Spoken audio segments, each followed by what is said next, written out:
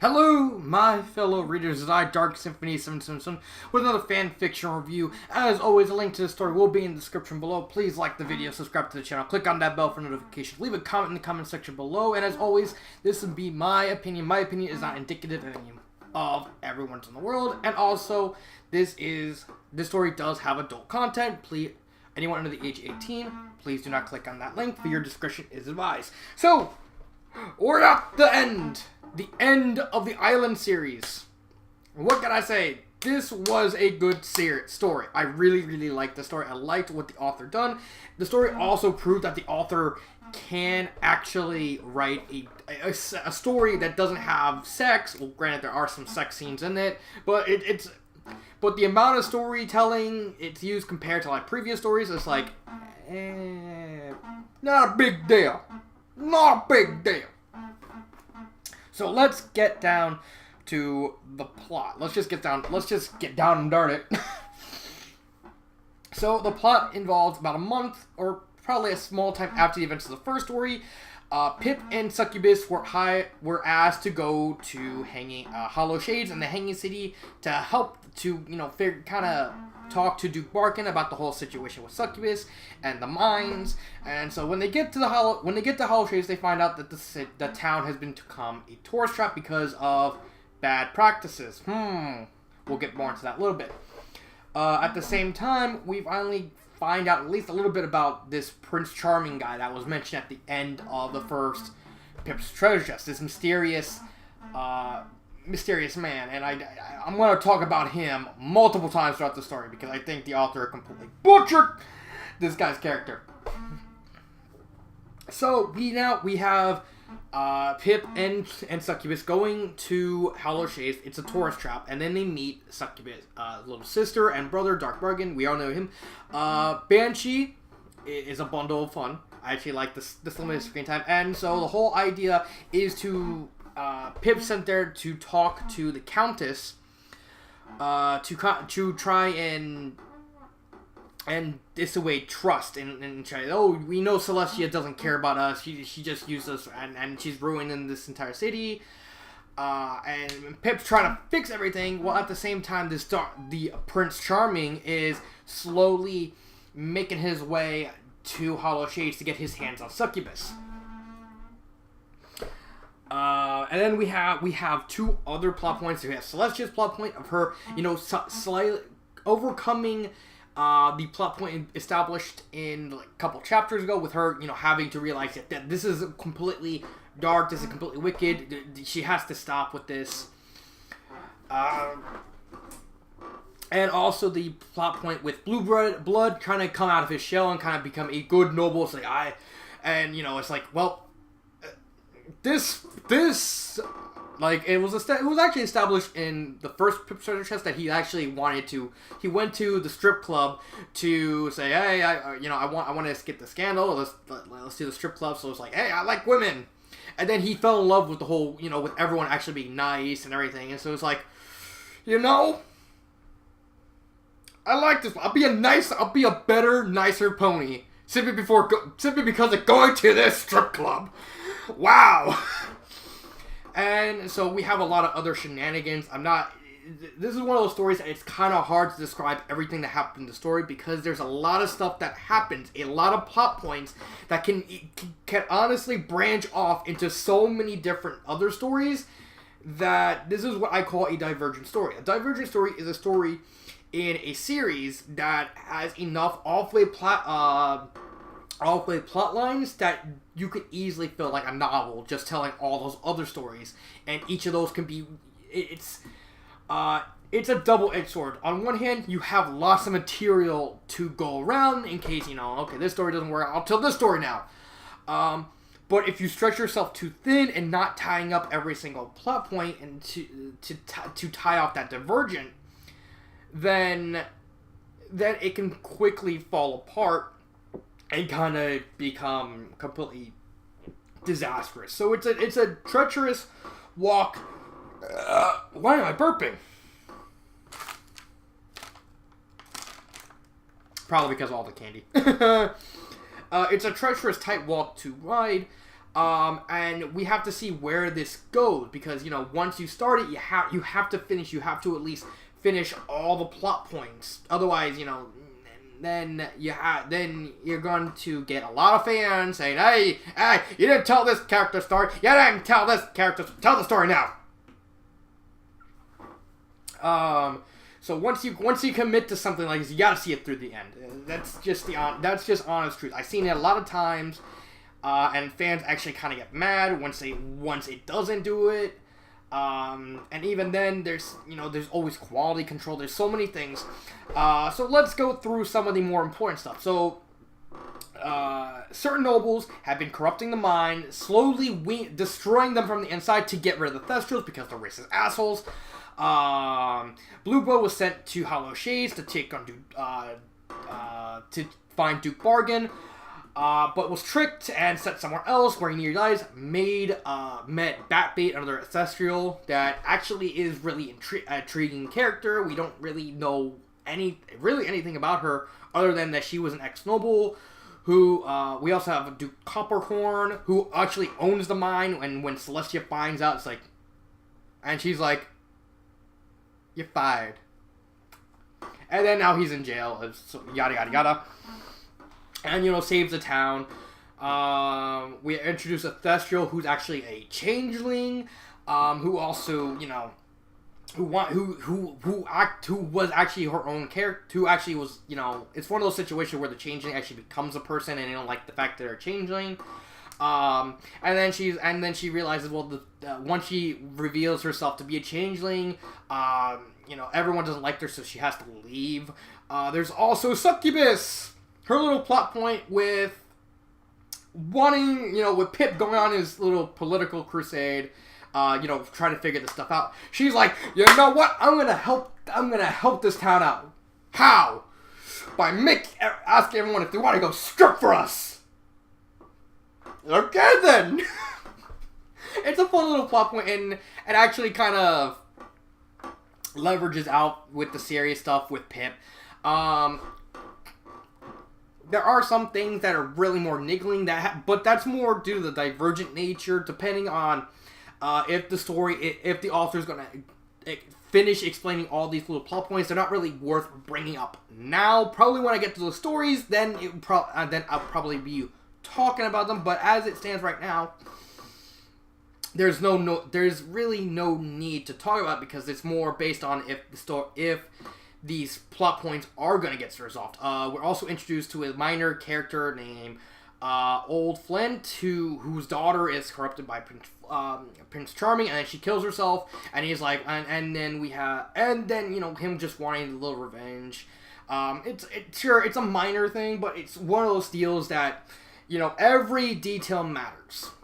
And so this is again with the plot. There's so many moving pieces that it's really just hard to describe every single thing. I described most of the details vaguely, but we'll go into more detail on them when I get to the characters and also the pacing and also final thoughts, because I think final thoughts and the characters are really where I need to talk about these parts. So overall, with the plot, with how many moving parts there is, and setting the author up for approximately, if I had to guess, how many stories I think he's gonna go off with this one story, probably about 5, 6, maybe 7, depending on what happens. So the author is gonna have his hands full, kind of just building on this world. So that's a nice, good touch. The plot is done relatively well. I have no complaints about the story. I do not like how the story with Celestia and Luna trying to getting back together is not exactly well done, simply because we still have no context of the whole incident with Starlight Glimmer and the Diamond Dogs. We don't have that specific incident. Other than that, then I have no problem with the story. And even then, the whole Celestia Luna kind of saying, "Oh, it's more that we have to find out what happened. We need to know this part of the story. Without this part of the story, just Luna and Celestia kind of getting back together as friends and as sisters, it feels hollow. It feels like there's something missing, like there's a piece we're missing, and that piece is in that story, that background story, the story I've been alluding to over the course of these last couple of reviews. So, now we have, but other than that, I actually really like the plot, except, well, there's also kind of sort of Prince Charming, the whole Prince Charming thing. I think that was kind of loud. I'll talk more about it when I get to Prince Charming as a character. But overall, I really like the story. I think it's the author's best story so far, with Dangerous Mix like right behind him. But it's, again, most of the problems I have with the plot are just niggling doubts that will be more that either won't matter depending on what happens with the other stories that the author is probably planning out or not. So it's like not really worth it. So, characters. We have a bunch of characters. We have, oh god dang. So, first off, let's start with the main duo, Pip and Succubus. They're both the same. Pip trying to protect Succubus at the end with Prince Charming. I thought that was a really nice touch. And him trying to be more stand-up and try and help them in his own weird way. Because he knows he couldn't do anything, and trying to help as much as he can, especially with the whole relationship with Succubus and the Thestrials and Succubus and his family. It's at least not bad. I don't really like... I'm not a big fan of Succubus in this story because I think she went stagnant because she didn't really get any character development that much outside of one scene where she's kind of getting yelled at by Dragonfly. She's like, I want to help. I want to do this. You need to help and stuff like that. But she stays stagnant most of the time. She wasn't really that big an important part of the story in terms of like plot moving until like the very end with Prince Charming. So I feel that this one was more a necessary evil than anything. So I can't really deride the author for not really developing Succubus's character more. Not to mention, the author did in fact say that Pip's story was over. Not exactly Succubus's story. And for all we know, there could be one last story more revolving around Succubus than like pushing Pip out of the way. So it's like, we got that. And then we have Dragonfly, the changeling / Thestrial.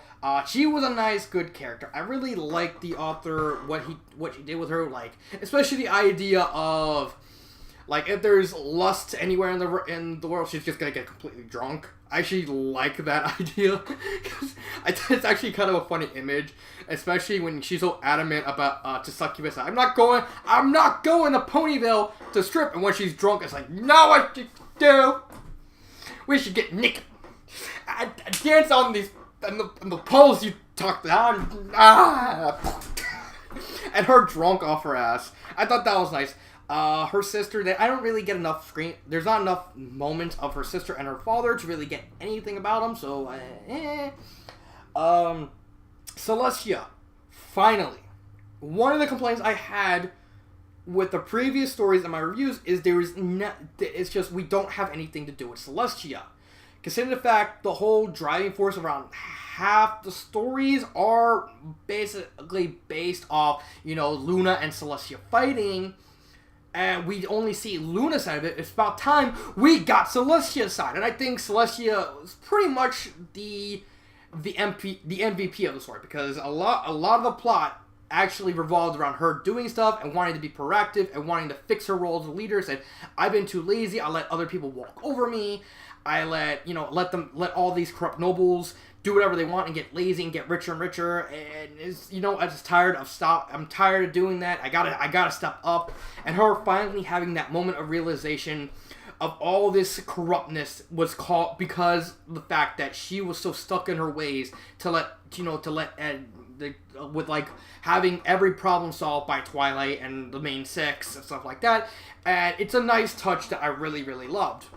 And then Duke Bargain and Banshee. I actually really liked Banshee's character. Banshee is one of the characters I think that is going to be a divergent story for, because there's so much the author can actually do with Banshee that I really would like to see more of. Same thing with Duke Bargain, although Duke Bargain probably going to take a while because he's probably that. Mainly because I don't know what direction you would want to take Bargain in. Then we have Diamond Vein. She was a good minor character.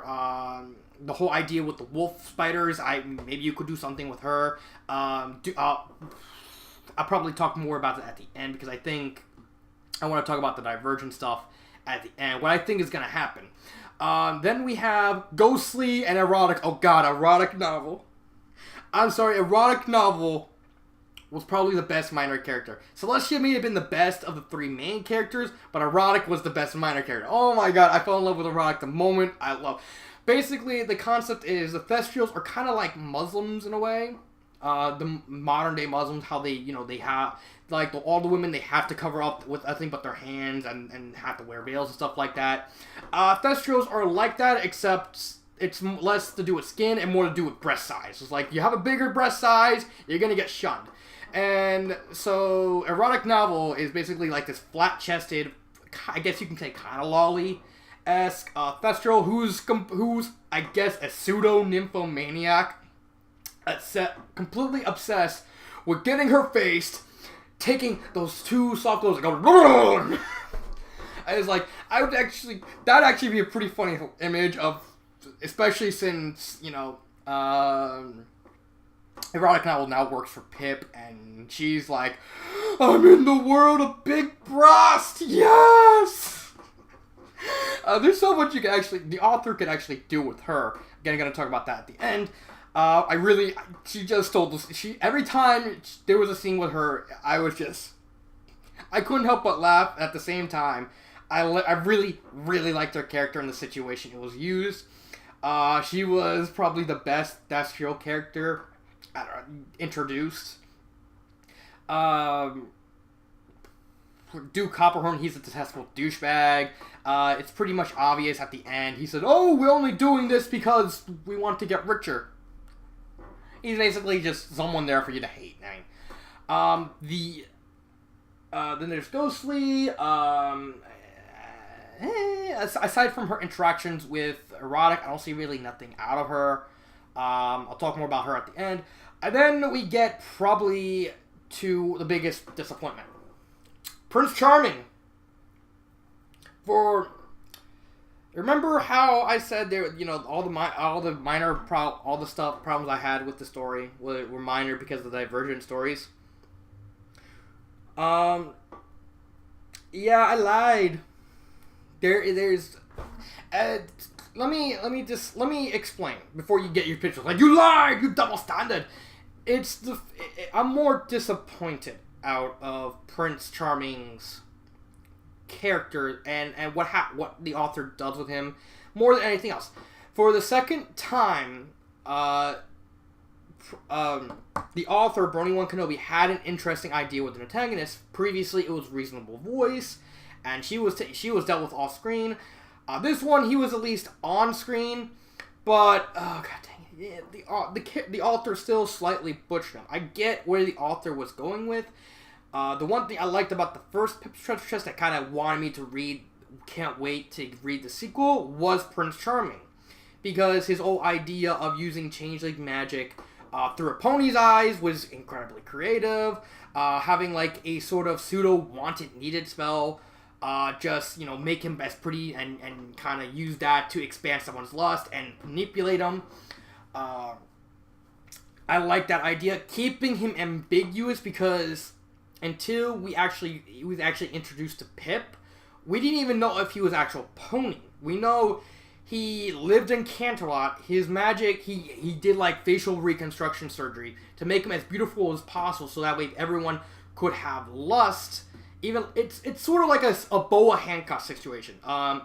If you ever read the manga or watch the anime One Piece, Boa Hancock's Devil Fruit basically has the ability to turn people into stone, but in order to do that, she has to get people to lust after her. So she has the gigantic breasts that wobble. She has like a slit on her. All she's wearing is a dress. That she does a lot of kicking in order to increase her chances as much as possible to get to at least get all these people to at least lust her in a one tiny fragment way.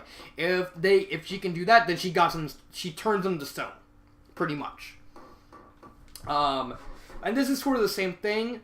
where all he has to do is get the women to get lust after him at least once, even if it's like a tiny fragment that they don't really realize it, then he got him. And I really liked his motive, how he did everything. He basically hypnotized them, got them to fall head over heels in love with him, to ruin love lives, take all the money, take what he needs, leaves, and then the magic actually kind of corrupts and corrodes the woman's mind, causing them to commit suicide. I thought that was a really, really nice touch. And it proves that, and it's subtle parts like this that convinces me that, Prince Charming was going to be an amazing villain. Possibly since the next story evolves around Spike, that he was going to be a more long-term villain. And then what happens? He meets Pip. Prince Charming is upset over the simple fact, hey, he starts beating him. And then Succubus comes. And then, he goes after Succubus. It doesn't work on Succubus because she completely loves Pip and Pip only, and she doesn't really care what he looks like. She just cares about Pip, and he's like, whoa, nani? And then he gets completely curb stomped. More or less. I mean, he does.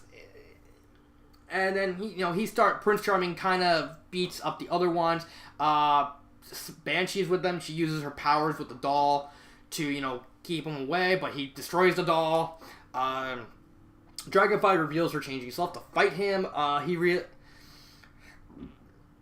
He tries to attack them, and at the same time, we get his motivation for everything, which is really the most disappointing part. I mean, there was so much mystique, so much build-up to this guy. We didn't know what his motivations were. We didn't know what was going on. He had the making for being an amazing villain if the author played the waiting game and built him up more and more. What happened? The story reveals through his point of view that everyone can love, everyone is able to love him, and he can ruin love however he wants, and then it's completely has no concept of the fact that Succubus is like, I'm sorry, who are you?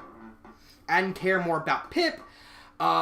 Things loves is an abstract concept, and his whole motivation is he wants to get all the access to Celestia so he can use his magic on her, and then become immortal and simply have sex with all the princesses. That's pretty much his motivation. I mean, that's pretty much his end game, to become immortal and have lots of sex with the princesses. Why? I do like the touch because it's kind of referencing a running joke that kind of happened throughout the story involving Princess Luna. What Princess Luna was, Princess Luna and Twilight, they kind of went to Yakistan where they had to deal with the yaks and the caribou. Everyone, if you don't know the whole fandom of My Little Pony, there's a certain fanfiction called The Fall of Equestria, which is basically one of the worst fanfictions ever conceived. It's about caribou who do nothing but rape and kill and are basically an army of Gary Stews that basically just want to rape. And so Prince Charming is supposed to be, I guess in that sort of way, in that part, a reference to Fall of Equestria, because it turns out the caribou in this universe are actually just gigantic nerds. It's like, hey, you want to play Dungeons? Okay. Yeah. They want to play Dungeons and Dragons all the time and be like colossal nerds, which I think is pretty funny.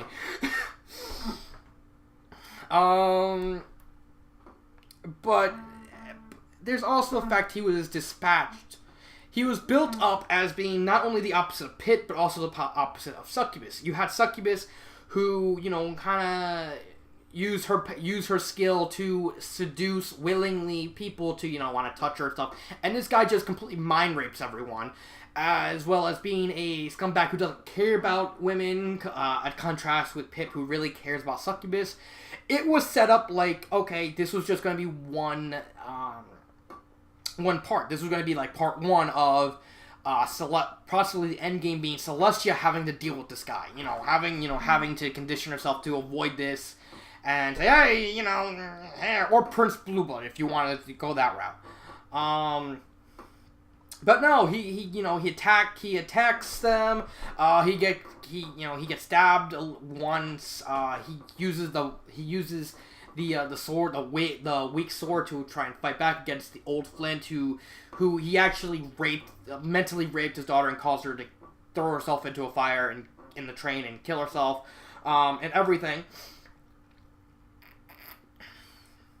And I do like the idea that he technically lost because of his own hubris, because the only reason he lost was because of Mary Day. He didn't realize that Mary Day was going to jump off, because it seems he doesn't really care how they kill themselves. It just, instead of, the simple ways like he was expecting to, like overdosing, or the other two, like slitting their wrist and letting them bleed, Mary Day decided to jump off Canterlot, and so someone actually saw her doing that, and, capturing her, and that eventually leads to, like, Hollow Shades being fixed, and also Prince Charming losing, because he finally realizes that, yeah, they're everything's starting to catch up to him. At least subtly. So anyway, the fight, he doesn't realize the concept that Succubus cares more about Pit, and doesn't really see him like that, and so he can't use his magic on her, and then, he starts to fight her, and then he kicks her and stuff like that, and Pip's still fighting. Granted, it's a decently done fight, and then how does he lose? Banshee makes a new doll completely out of nowhere, like just ragdoll sort of thing, and tells him to go jump off a cliff, and he jumps into Hanging City and dies with like a bunch of wolf spiders watching. So yeah, he's dead. So the idea with Prince Charming was sound. This was just a perfectly good waste of a great idea for a villain, with him mind raping everyone, especially since the next story in the series is more about slavery and stuff like that. You could have had him as the main villain. You could have had him survive somehow, or he wanted to get some Thestrials or stuff like that. There were so many ways you could have done it. Instead, you just went the most lackluster way possible. I just think that was just a big disappointment. Not to mention granted, his motivations are great. Take that to the Fall of Equestria, because his whole motivation is like, I want to rape the princess and live forever to continuously rape them. Yeah. Which is basically like what would happen if ponies were the one doing the Fall of Equestria instead of Karu. So it's a nice touch, and I can see where the author was going with him. It's just the author could have easily gotten more mileage out of this villain. The author could have easily made him a very, very amazing villain, like on the level of Valkyrie. Every time when I talk about a good villain, I automatically go to Valkyrie from Fusion of Destinies 2. She is a instantly amazing villain from the moment she's introduced in that story to the end. And, again, in my review of that story, I said she was the best part of that story. But this one is, you got a good villain, you had the whole mystique going around him, and then as soon as he actually introduces himself, it kind of goes, and just flats out, like a flatliner. And it's not bad, just disappointing. Because there's so many ways you could do. Grammar, I had no problems with the grammar. I didn't see any grammar errors at all. Pacing. Pacing's fine. I mean, it's easy to kind of ruin some plot points because of how many moving pieces there were, how many characters were introduced, how everything kind of goes from there. But overall, the author executed it in pretty good fashion. Not amazing. I think, maybe there could have been a little more build up to Prince Charming, or maybe we could have had a few more scenes involving Pit, seeing the Hanging City, a little bit of padding would have actually went a long way, to at least, kind of lull us into security, then introduce, Prince Charming, because he's coming.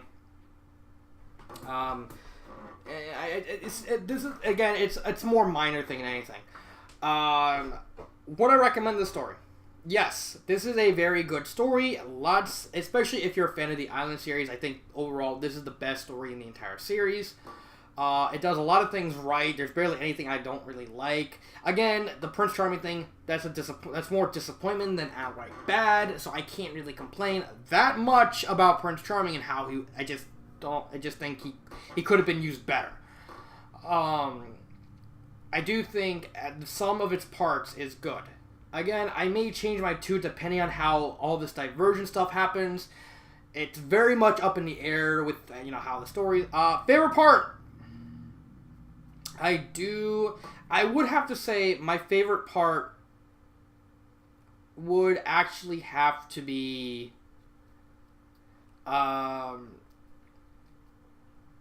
Princess Celestia actually showing up in Hollow Shades and completely ponying everyone. It's like, we know Celestia's powerful, but just, like, there's an army after her and she's just calmly, and it's like, boop.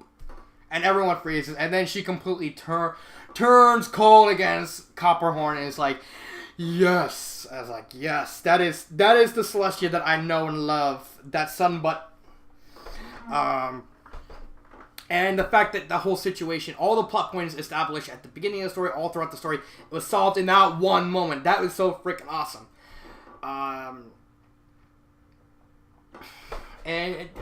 Despite the fact the mining, the whole mining fiasco was handled off screen. I mean, this unlike the info dump and the first story, this one makes more sense. Same thing with Reasonable Voice shouldn't have been gotten rid of off screen.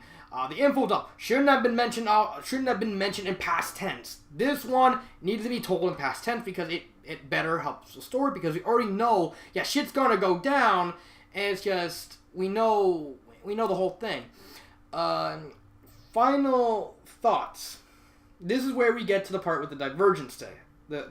We already know the first story in this Divergent was the plot introduced at the very end of the story. The fact that Luna is in a funk because Sweetie Belle was kidnapped and went completely off the dark, which is pretty much what's going to happen. What the current story is being worked on is basically going off that plot point. There are so many plot points you could do. So for this one, I'm going to go through what I think are all the plot points that need to be solved. First off, let's get the obvious one out of the way. The whole deal with Starlight Glimmer. That needs to be told. Post haste. We can't do anything. I really can't do anything involving Celestia and Luna until that part is told. We can't really get a handle for the characters full-fledged until that part of the story is told. Otherwise, everything that they do together is going to come off as hollow, and it's going to come off as forced because we don't know the whole story. Second, what I think is going to happen after the Spike one is going to be the Blue Blood plotline. So Blue Blood's plotline is going to be him falling in love with Bait Bat, and also Bait Bat is another character that actually has a lot of mystique to her. She's a Thestral with unique coloring. She's part of a royal family that sold to Duke Copperhorn's family.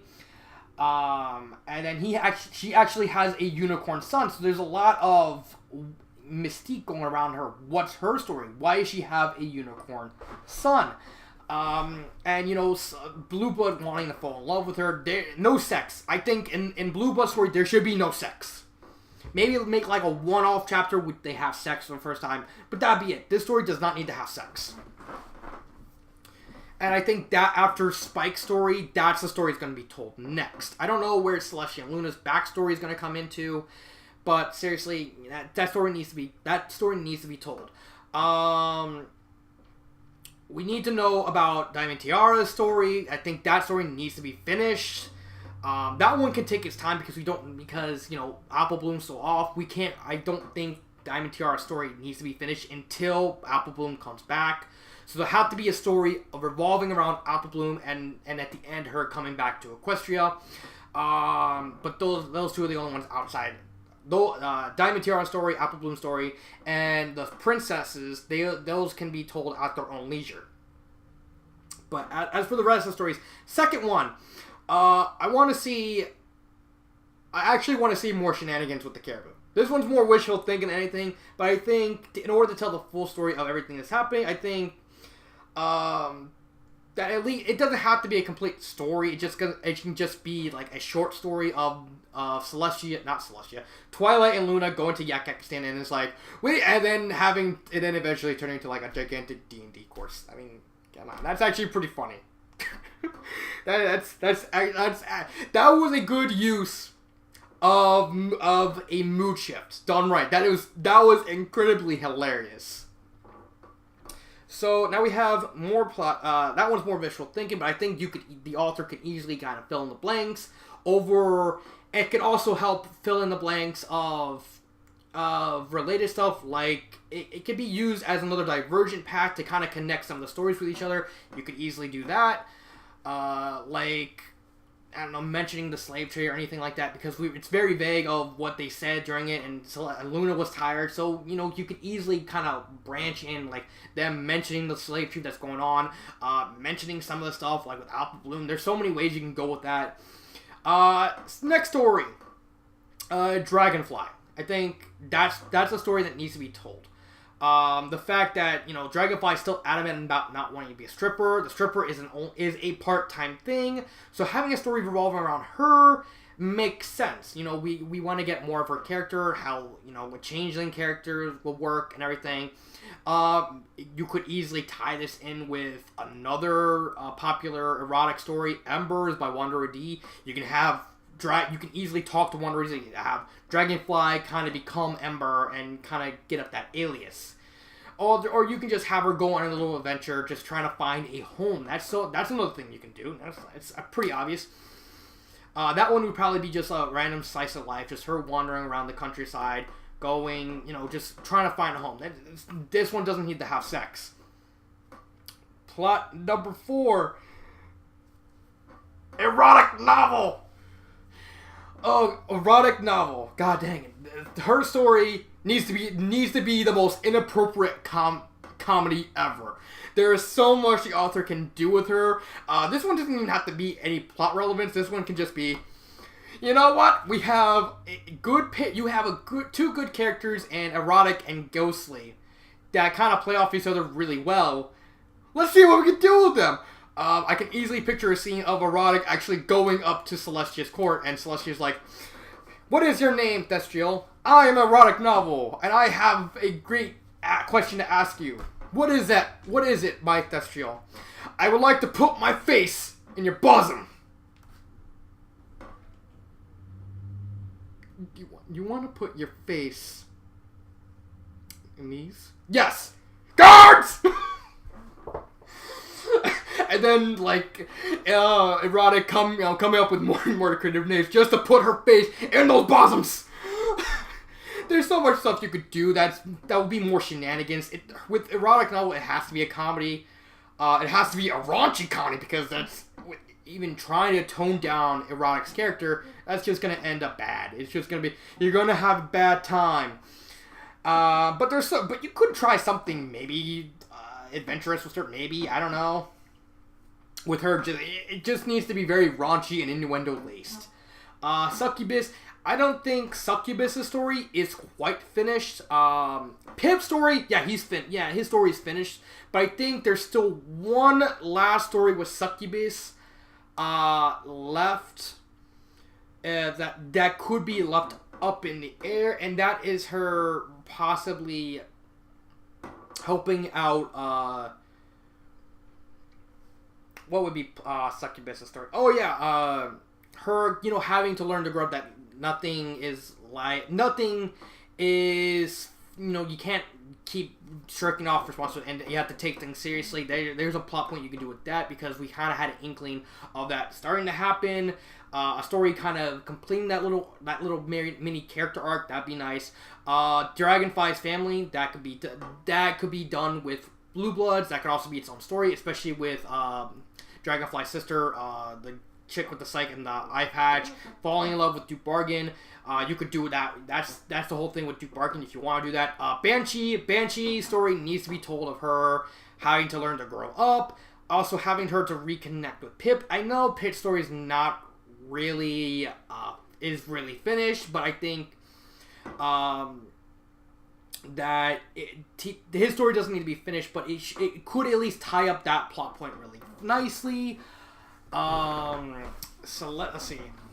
There's also the town, giving, kind of showing the town with Duke Bargain and everything. A story about the Countess and her rehabilitation of the wolf spiders and probably having to fend off like a queen or something like that. That'd be a nice idea, because we don't know anything about the idea for the wolf spiders. Is actually pretty fun, and I actually really like their design. So, Countess Diamond Vein, she could get her own mini story.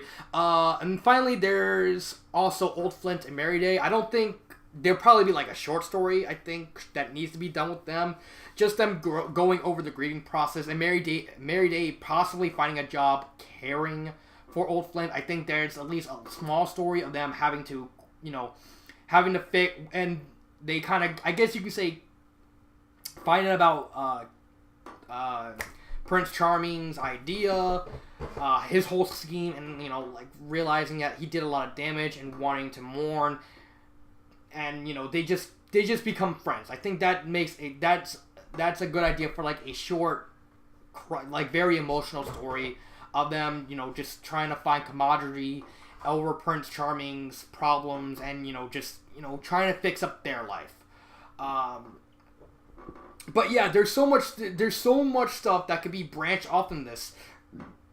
Sure, it was pretty obvious, considering the fact the major plot point on the second half was this whole slave trade. That's fine. Get the obvious one out of the way first. But if all these stories need to be connected, there's so many stuff there. If all these stories are not at least told, then you pretty much Brony-Wan Kenobi is pretty much opening a bag. Well, not a bag, a big, gigantic can of worms. Because then authors are like, hey, can we read about this story? Can we read about this story? What about the strippers in Pip's that came with Pip? Let's see a story. Maybe a story about Zahara. There's still so much we can do. We still probably eventually going to see a story involving Cadence and Shining Armor. It's pretty obvious that sooner or later there's going to be a story talking about them going through their problems. Maybe the succubus plotline is her getting pregnant, stuff like that. There's so much stuff that could be done that was created by this one story that all these stories, or as much as possibly can, needs to be told. But I really, really do want to see Erotic Novel just put her face in some breast and just laugh at her. I think, come on, at least can we get at least a little bit of funny story, like a very raunchy comedy with erotic and ghostly. Come on. Not to mention, I would like to see their characters explore more. That one's more wishful thinking. I mean, I really like the idea of erotic novel. She's funny. So that's my review on Pip's Treasure Chest 2. This is all in my opinion. I really do like the story. I just really wish that Prince Charming could have been handled differently. So much build-up, so much hype that I couldn't wait, that I really liked the character as it was going, and then just completely done. So that's it with my review. This has been Dark Symphony 777, and cut.